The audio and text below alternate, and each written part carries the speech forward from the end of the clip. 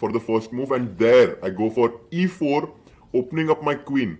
Yeah, this is actually a nice move, opening the queen, but the king also gets a little bit exposed. It's a very interesting first move, and Arjun immediately challenges you with f5. Yeah, Arjun played this move immediately, and I've noticed in freestyle it's good to take space, which is why I was considering this move e5 a lot. So I was thinking for a few minutes, and But did you also think about taking? ef5, then he takes with the queen on f5. I cannot move the c pawn because my bishop on b1 is hanging, and there I go for e5, gaining the space pawn. in the center. And now with this space gain, you want to bolster it with f4 and d4. So Arjun immediately says, I won't let your pawns get together. Exactly. He goes f4, stops me from going f4, and at the same time, he threatens to go f3 himself. So I go f3 myself, stopping him from going f3. And also opening up your bishop. At this point, I think White's position already looks very nice.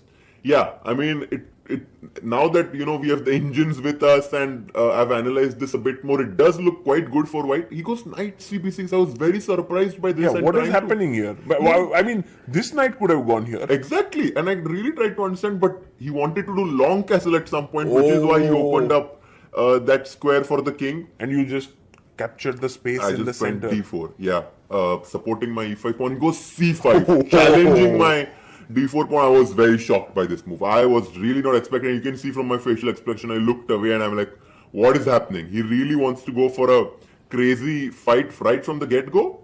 Yeah, and actually if you look at the time, you both have almost equal time on the clock, and here you just took the pawn, and which means that his knight is attacked. Your pawn becomes a bit weak, but I think you are going for something whereby his knight has to move now. Exactly, and also after d takes c5, my bishop on g1 gets a bit more space, maybe can go to d4, so he goes knight to c4, attacking the e5 pawn, but also the b2 pawn, which is very important to defend. So of course I had to defend it. I think for a few seconds, and knight d3. Yeah, this is very obvious, defending both b2 this. and e5. And at this point, Arjun said, okay, let me at least get my pawn back. He takes, knight takes e5. Yeah, and I think this was a very, very crucial moment, because that knight on e5 is one of the most active pieces that black has, and I feel that this move, long castle, was a bit inaccurate. I should have rather taken that knight and then castle, threatening bishop d4 next, and this would have been better. Instead, I did long castle, and now knight c6 immediately spotted by Arjun, because that knight was very important. What's the point of going back? He recognized that that knight is more superior than my knight. And so you went here, you want to centralize your knight on e4. Yeah, I wanted to get my knight on e4, and I walk up there from the chair. The pressure was really heating up in this game. Bishop e6, trying to go queen f7, and short castle, trying to do a small switcheroo there. By the way, Harshit, are you feeling a bit nervous at this point, or you were feeling confident? I was a bit nervous actually, but I was happy to do this knight f2, knight e4, because now queen f7 will be met by knight to g5. So that's what my idea was. Yeah, and right at now six was six. so smart by He stopped your idea. Exactly. But at this point, why not bring the other knight into the game? Yeah, I think knight b3 could have been a better move there. Just trying to develop my But pieces. what is this, Harshit bhai? g4. I kind of was preparing against him castling. I thought that if he ever castles, it would be good to have my pawn on g4, so that h4, g5 would come very quickly.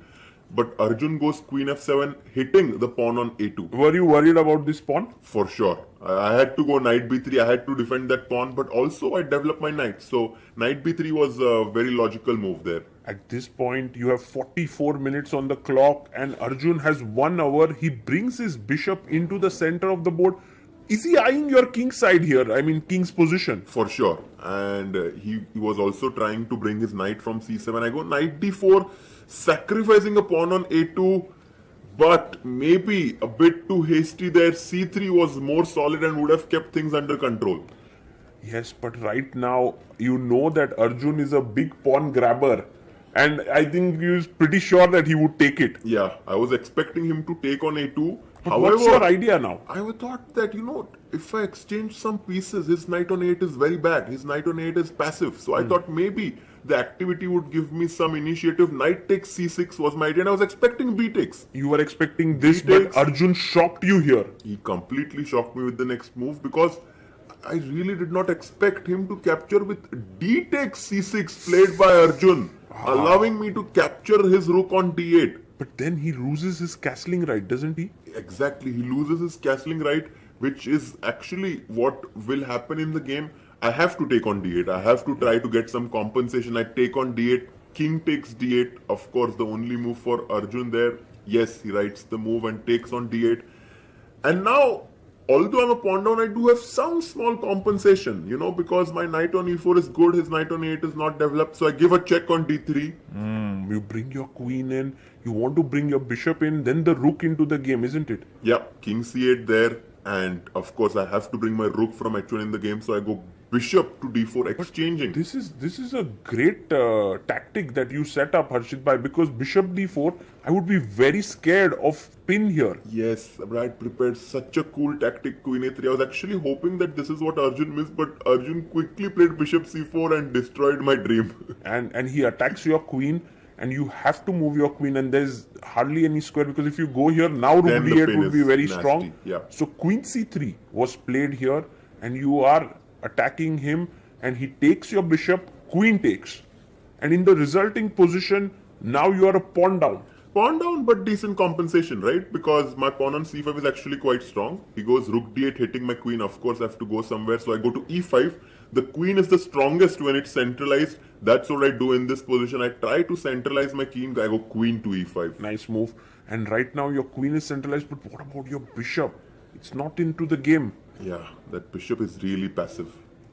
And Arjun finally brings his last piece into the game, knight c7. At this point, did you feel like you had chances in this game, or you were already feeling like things are getting out of hand? I think the trajectory of the game was making me a bit nervous because I went from having a very good position to slightly worse now, and trying to shift that mindset was a bit difficult. I go rook e1 though, trying to keep things under control, stopping bishop e2, but rook to d5 hits my queen. And you I have to quickly go come back. And But now you are attacking this bishop. However, Arjun completely ignores it. he goes knight to b5. I spotted this move a bit too late because queen takes c4, rook d1 check is a dangerous disco hitting my queen on c4.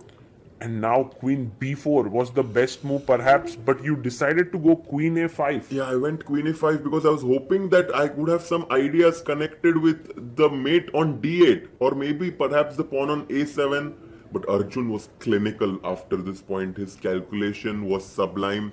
He made sure to calculate all the right moves from here and goes knight to d4, sacrificing the pawn on a7. Why did he give this pawn? Like, what happens if you take it? Take knight e2 check. And It's a my mate, king so is you have to almost- I have take- bishop takes And there is a mate. Yeah, and this is completely winning for him. So I instead chose to go for knight to d2, but this was also... To attack the bishop. Yeah, but now again, Arjun showing why he's, one of the best attackers goes...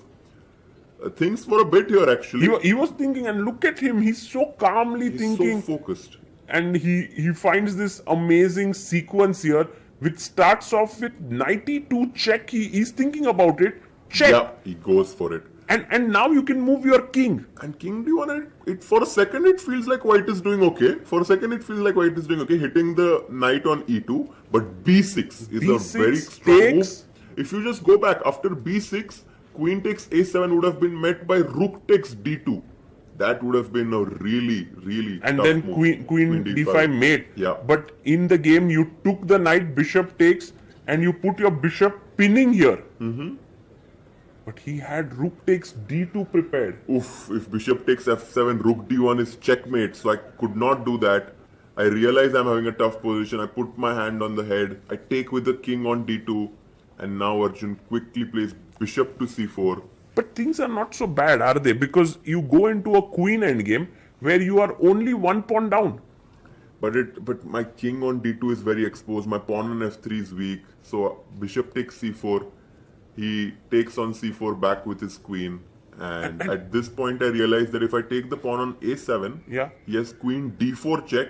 and then queen e3 check, and then he picks up my f3 pawn, after which his f pawn is just going to roll down the board. So I think that it was at this point where I think for some time I tried to see if I have some chances, and I What? resigned You there. resigned here? Don't you think you resigned too soon, Harshit bhai? No, I really was not in the mood to suffer in this endgame and lose eventually, because I knew that this endgame with his queen being centralized is just losing for me. What are you talking now after